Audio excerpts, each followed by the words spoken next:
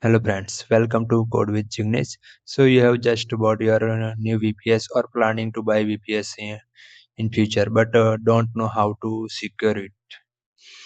Most beginners do this mistake. They install website and leave server open. Within minutes, hackers try login. Bots scan your server every day, right? So if not secured, website gets hacked, data gets stolen, and there can be also Google blacklist. Today I will show you step by step how to set up and secure our VPS using Ubuntu server. Even if you are beginner, let's start. Okay. What exactly is VPS? So VPS is a virtual private server. You can think of it as your own dedicated computer running 24 server in a data center, but it's actually a virtual slice of powerful physical servers. You can say it's your own machine with a full root access. You can install anything where you have complete control. It's also cost effective as well because it's a cheaper than dedicated servers and more powerful than shared hosting as well. It will be always run. It will be 24/7 up. So it will be you can access it from anywhere. It's also scalable, so you can upgrade RAM, CPU, storage anytime. In a real world, you can use it for hosting your websites, run APIs, game servers, development environments, database, personal cloud storage, etc., etc. The possibilities are endless, right? So here are the some beginner mistakes. Most of the time beginners do. First one is using root for everything. So never run daily operation as a root. Create a regular user with sudo privilege. If compromised, attackers have a total controls. Okay. And second mistake is keeping password authentication. Password can be a brute forced, so it's less secure. So instead, you can use the SSH key, which are the more secure and just as convenient. Okay. Then third mistake is no firewall. On open VPS with no firewall is like leaving your front door wide open. Okay, so you will be attacked within hours. Mistake 4. Never updating. Security vulnerabilities are discovered daily. Run updates weekly or automate them. Okay. Okay. So the good news is that in this tutorial we will fix all these mistakes follow along, and you will have a production grade secure VPS. Okay. So let's continue. Okay, so before we start, many people ask me which VPS should I buy. I personally use Hostinger VPS for client projects and blogs because it is a good for beginners. It provides easy dashboards, one-click Ubuntu install, good price, fast support, and snapshot backup as well. So if you don't have VPS yet, you can try Hostinger. You can check link in description. No pressure, just sharing my experience. Okay. Okay, so to buy VPS from the Hostinger, you can go to this Hostinger websites, and from the services section you can select VPS hosting. Okay, you will land to this page, and here from the selected plans you can choose whatever it looks best to good to you. For beginner, I recommend you can use this KVM one. It's enough for you. Okay, but if you have more requirement, this KVM2 will be a good choice for you. So you can click on choose plan. It will redirect to the card page. Okay, you can choose your period from 1 month to 20 per month. If you just want to try, you can use 1 month, but 20 per month will give you a better price option. Okay, okay, and then you can select your server location as well, whatever your client location or user's location you want prefer. Okay, then you can select your OS. I recommend Ubuntu for this tutorial, and 20 per LTS is we will use that. Okay, and then you can process to the payment option. So as of now, I have already purchased this, so I will skip that. But you can continue like that. Okay. Now let's go back to the slides. So once you purchase the VPS, you will get your server IP address. You need to set your root password as well to access the VPS. Now you have logged in as a root user in your VPS. Okay. Once you got the access to the VPS, you can check your OS version with using this. You will see your version in this release commands as well. Like to check kernel version, you can use this command. For checking system uptime, you can use uptime command. To check available disk space, you can use this command. You can also check RAM usage as well using this command. Okay, so let's move next. Then you need to check your current time zone as well. So let's use this command.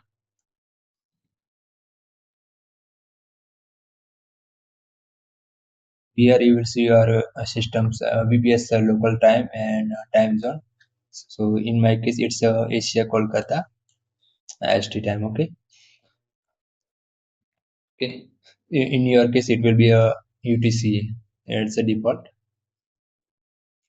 Then you can check your available time zone as well using this command. Okay. It will look like something like this. It will list out all the available timelines. Then you can set your preferred time zone using these commands. So if you want to set the Asia Kolkata as a default time zone, you can use this command. Okay. And then again verify using this command.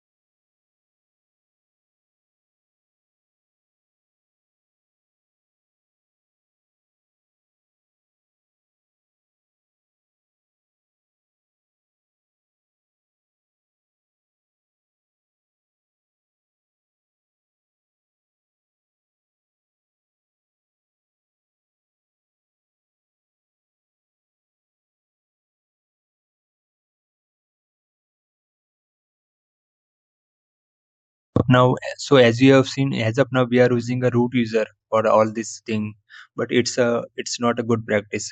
Running a root user is dangerous. Attackers always try to use the root first. Okay, so we need to create a separate user with some less permission. Okay, so let's do that. So first, so to create a new user, you can use this command: add user and your name, whatever you want. Okay, then you need to add this user to sudo group by using this command. Okay, then you can verify the sudo access using this command. So you will be prompted for password and user details. Just to press enter to skip optional fields. Okay, then you can test your new created user using this command su dash and plus your name. Okay, and you can check using the sudo apt update also to verify it's working or not. And then you can exit to back to the root user. Okay, so make sure your new user can run sudo command before processing. So if you locks API out, you will need to console access from Hostinger panel. Okay, so please verify that your new created user works well. Okay, so once your new created user works well, you can disable the root login via SSH. Okay, so for that you can go to this you can use this command. Okay, and then find this permit root login. Okay, then change it to no. Okay, then press Ctrl X, then Y, then enter to save the file and restart the SSH service using this command. Okay. Okay, so now root login is now disabled. Always SSH your user, then use sudo. Attackers can't brute force root anymore. Okay, so it's a secure now. SSH key authentication. So as of now we are using password authentication, which is a quite a weak. So we need to use SSH for the to make it more secure. Okay. So to create a key for SSH, we will use this command. So open your terminal in your local machine and paste this command. Okay. So just replace this with your personal your email ID. Okay. So it will generate a private and public key for you. It will ask some questions. Just keep default things and paste enter. So in my case I have Windows. In my case I have Windows. So in SSH folder it will generate some files like this. Okay. So one is public file and another one is a private files. Okay. So just open your public file in Notepad by right clicking this. Okay. So it will have a key like something like this. Okay. Just copy that and go to your SSH terminal. Okay. And we will add this key to our VPS server. Okay.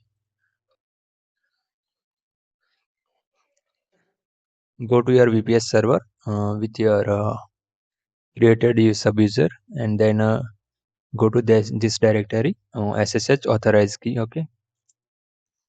And paste this the key you have copied from public key here, and then save it by using Control X and then Y. Okay. So once save, you will be able to access your created sub user directly without using the password, with using just the SSH key. Okay.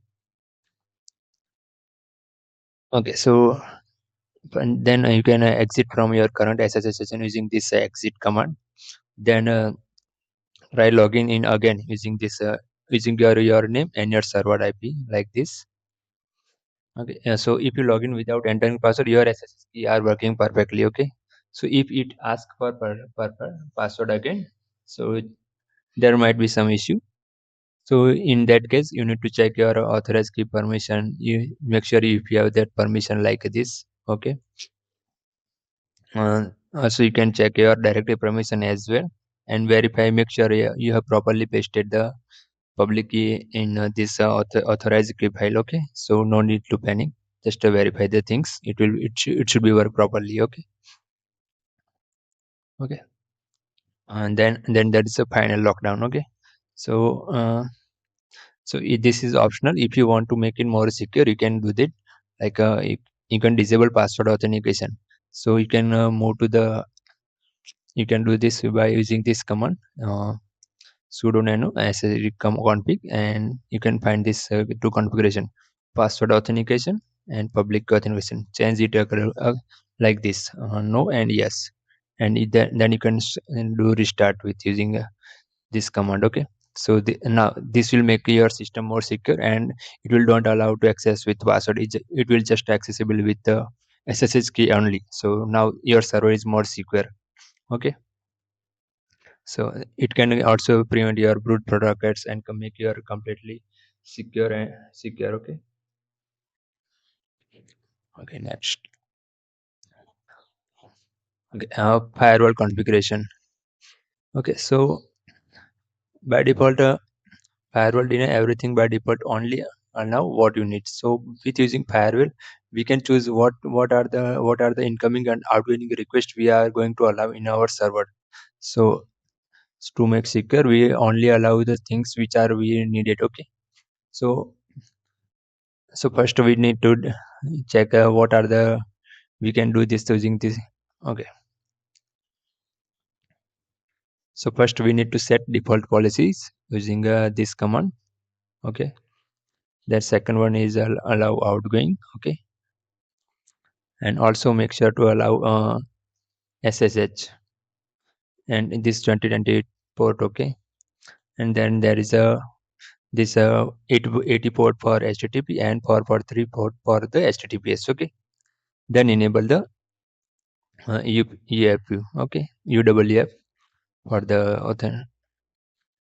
Then finally enable the firewall. Okay. Using this command, and you can check the status using this sudo EFW status. Okay.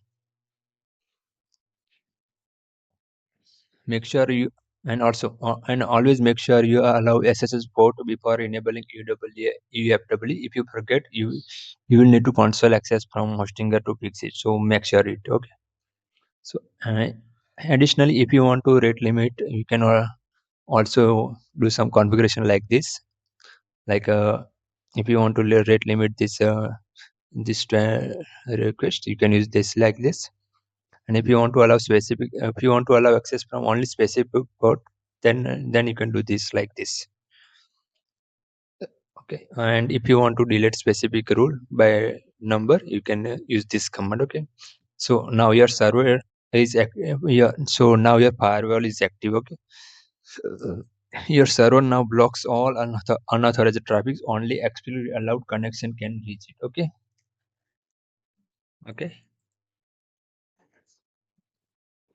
Congratulations, your VPS is now production ready and secure. So let's recap what we have achieved in this video. So we have made a system fully updated, then we have verified OS version, then we have configured a time zone, then we have created a non-root user with with sudo access, then disabled the root or login as well, right? Then also created a SSH key configuration. Then we have disabled password authentication for more security, and and final we have enabled the firewall to make it more secure. Okay, so that's it for this video. So now you can use this VPS server to deploy your application with confidence. Okay, if you don't have a VPS yet, I use Hostinger VPS. Link in description if you want to try. If this helped, please like, subscribe, comment your VPS problem below. See you in next video. Okay, thanks.